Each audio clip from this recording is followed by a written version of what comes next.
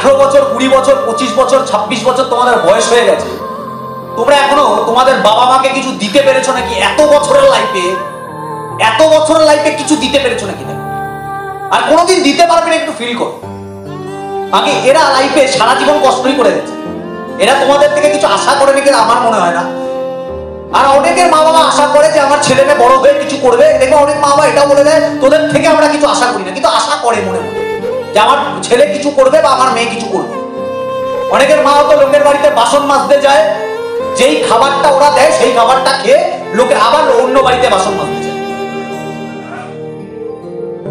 অনেকের বাবা আছে এই রোদ্দুরে বা বৃষ্টিতে টোটো চালাতেই থাকে, বা ভ্যান চালায় বা রিক্সা চালায়, যাই হোক।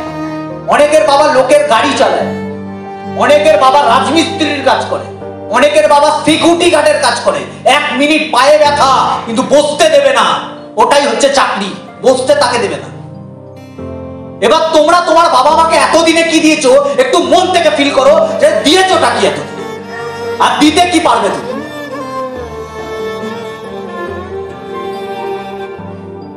5টা বছর যে এখানে খাটবে, ওই খাটার মাইন্ডসেটটা একটু নাও। একটু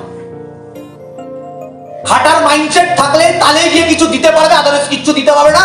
বাবা মার টাকায় সারা জীবন খাবে দাবে, কি দিচ্ছ এতদিন এটা ভাবা উচিত, কি দেবে।